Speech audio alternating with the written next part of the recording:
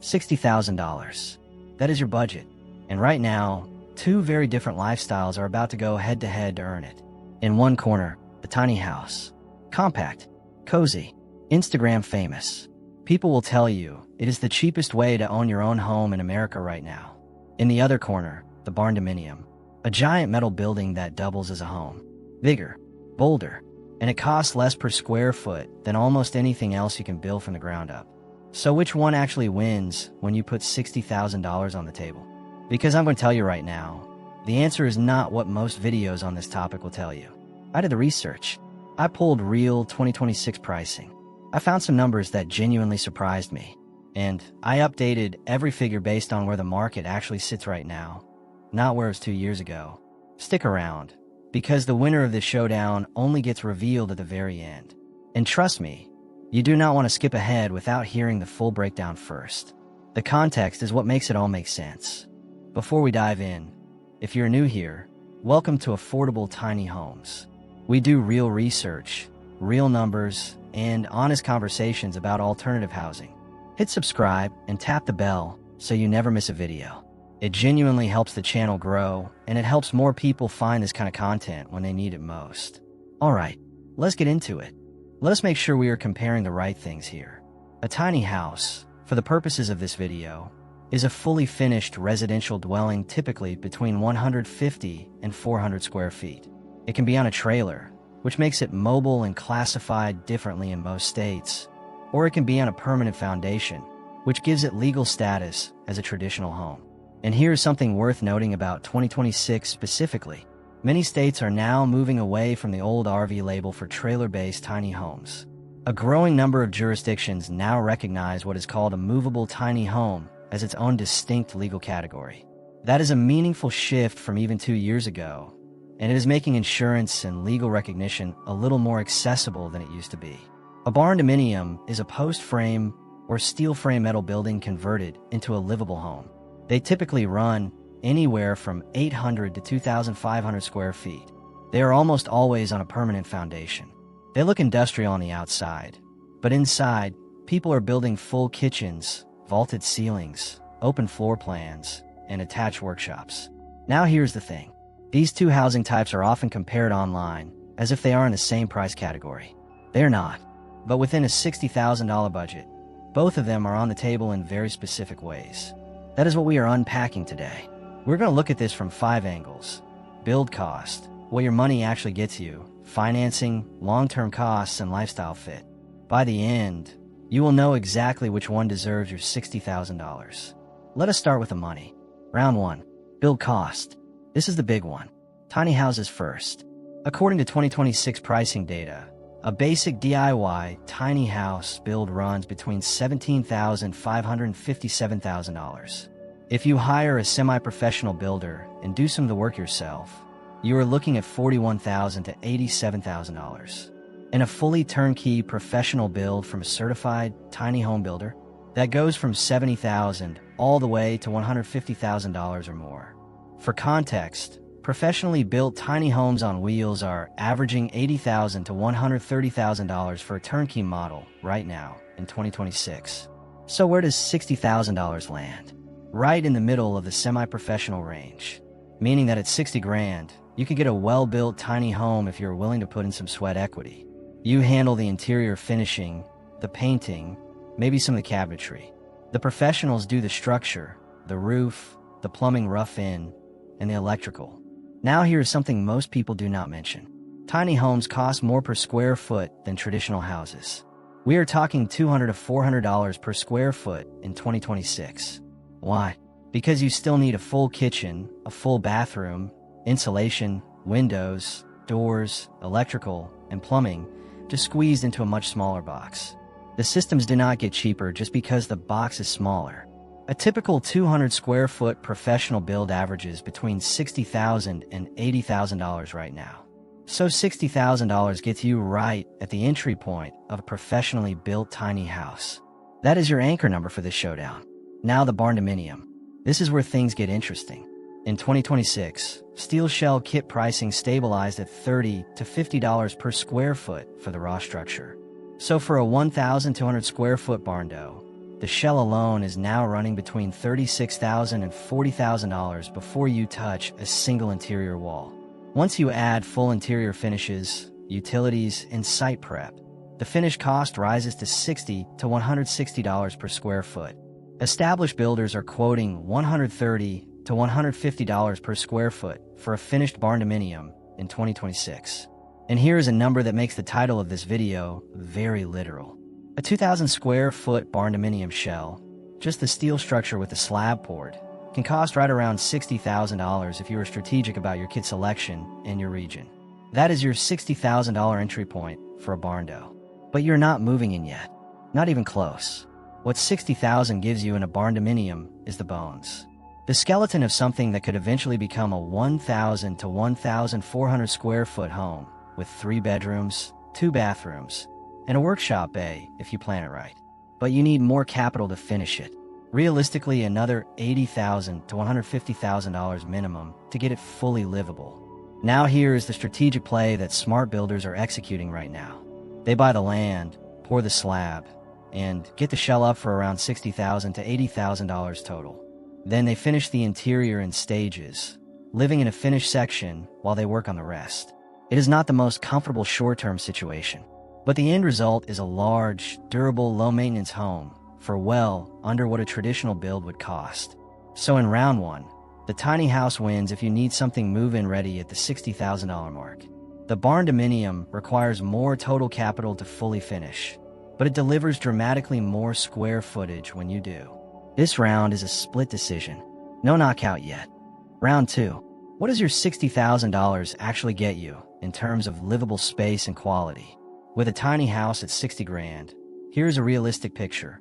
You are getting between 200 and 280 square feet. One combined living and sleeping area, probably a lofted bed, a compact kitchen with full-size or apartment-size appliances, a small bathroom, and solid basic finishes. You might get luxury vinyl plank flooring, a small porch, and a decent window setup. One of the biggest interior design trends for tiny builds in 2026 is what designers are calling color drenching, where you paint the walls, ceiling, and trim all in the same deep tone to make the small space feel more intentional and immersive instead of cramped. It is a clever and affordable way to give a tiny home a real visual impact. For HVAC in a tiny house at this price range, a mini-split system is becoming the standard choice. A single mini-split unit runs between $700 and $3,000 installed, handles both heating and cooling, and is highly efficient in a small footprint. That is a significant upgrade from the window units and propane setups you used to see in entry-level builds. With a barndominium at $60,000, you are getting the shell and the slab. You are not moving in. But what you are getting is the foundation of something that could eventually be a 1,200 to 1,600 square foot home. The open-span steel structure gives you 0 interior load-bearing walls, meaning you have complete freedom to design the floor plan exactly how you want it.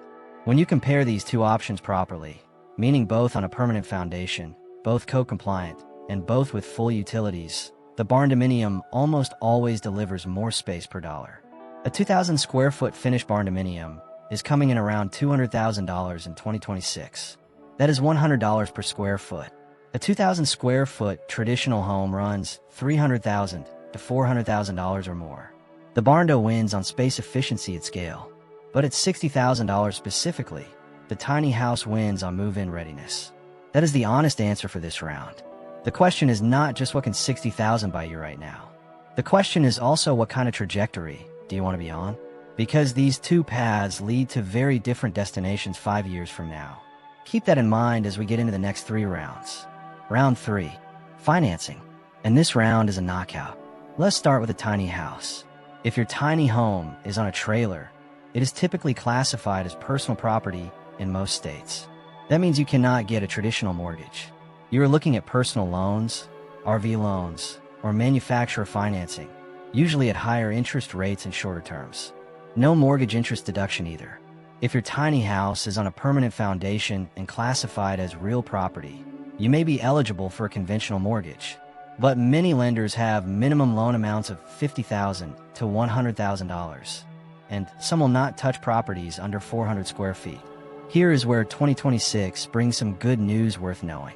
More jurisdictions have now adopted Appendix Q of the International Residential Code. That is a significant update because Appendix Q specifically allows for legal lofts and steeper loft ladders in tiny homes, which were previously deal breakers for traditional financing in many areas.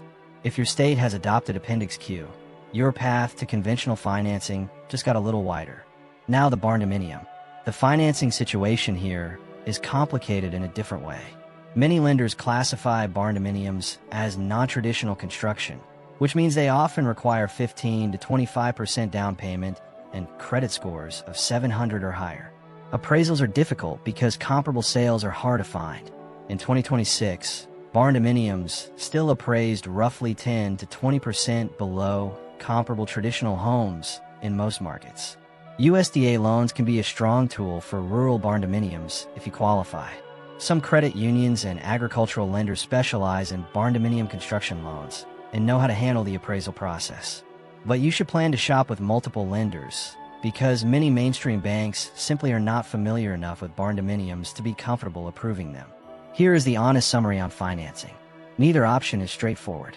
The tiny house runs into size restrictions and the trailer versus foundation distinction. The barndominium runs into lender unfamiliarity and appraisal gaps. If you're going in with cash or owner financing, both options become significantly more accessible. If you need a conventional loan, do your homework before you sign anything. Round 4. The costs that do not show up in the listing price or the build quote. For a tiny house, total 10-year ownership costs range from about $60,000 to $300,000 depending on land, utilities, and whether you own or rent the land beneath you. If you are paying a lot of rent in an RV park or a tiny home community, that is $300 to $1,000 a month on top of everything else. Own your land, and that number drops significantly. Monthly utilities in a well-insulated tiny home can run as low as $50 to $200 per month, which is a real and meaningful advantage over a larger home. Resale is the other piece of the tiny house picture. The market for pre-owned tiny homes is growing, and buying a gently used 2 or 3-year-old tiny home can save you 20% or more compared to building a new. But resale is still limited by zoning, the trailer versus foundation distinction, and the relatively small buyer pool. For the barndominium, the ongoing cost picture is genuinely favorable once the build is complete. Steel construction is resistant to fire, pests, rot, and severe weather. Insurance premiums can be lower in some regions because of that structural durability. Energy costs, however, depend heavily on insulation quality. And in 2026, the gold standard for metal building energy efficiency is closed-cell spray foam insulation. A barndominium that cuts corners on insulation will bleed money through heating and cooling bills every single month. But a properly insulated barndo with closed-cell spray foam is genuinely energy efficient and comfortable year-round. On appreciation, traditional homes in the U.S. appreciated an average of 5.4% annually from 2020 to 2025 according to Case-Shiller data. Barndominiums in growing counties in Texas, Tennessee, and Indiana are tracking 3 to 5% annual appreciation. In more stable or declining counties, they lag traditional homes by 1 to 2 percentage points. The land is where the real appreciation happens with a barndominium. That is where long-term wealth builds. The long-term play really depends on whether you own your land. Own your land, and both options become genuinely strong financial decisions. Rent your land, and both options become significantly more expensive over time. That single factor, land ownership, is the most important variable in this entire comparison. Round 5, and this might be the most important round of all, lifestyle fit. The tiny house is the right choice if you value true minimalism, if you want the lowest possible monthly costs, if you're a single or a couple without children, if you want mobility or the flexibility to move your home to different land, if you're trying to get completely debt-free as fast as possible. Tiny house living rewards intentionality. It forces you to be deliberate about everything you own and everything you bring into your space. For a lot of people, that constraint is actually liberating. The barndominium is the right choice if you need space, if you have a family, if you run a business from home, if you have equipment, animals, or a workshop, if you want to build on rural land and have room to grow into the property over time.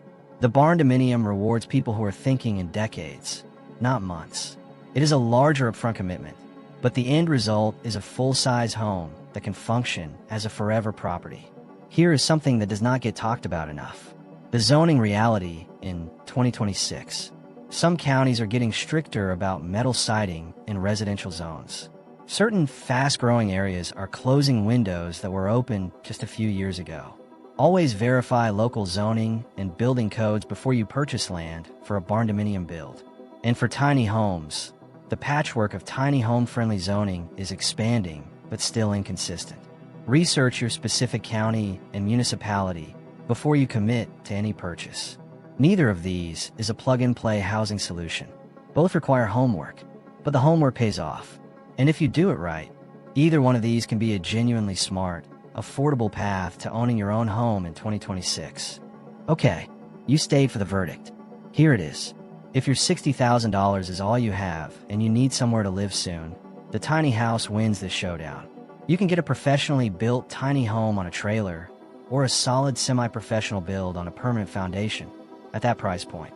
It is not a mansion, but it is complete, it is yours, and your monthly overhead can be genuinely low.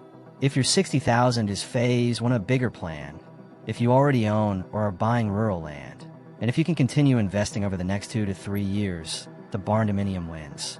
You will end up with dramatically more square footage, a home that functions like a real forever property, better long-term energy efficiency with the right insulation, and solid appreciation potential in a growing market. Here is the real lesson of the $60,000 showdown. The number is not the whole story. The question is not just what $60,000 buys today. The question is, what kind of life do you want to be living in 10 years? And which of these two paths gets you there fastest? Tiny house if you want freedom now. Barndominium if you want roots and space later. Both are legitimate. Both are affordable. And both are miles ahead of trying to scrape together a down payment on a traditional home that starts at $300,000 and climbs from there. If this video helped you get clarity on which path is right for you, do me a favor and drop a comment below. I want to know, are you team tiny house or team barndominium? And tell me why. I read every single one of those comments, and your answers genuinely shape what I research and cover next.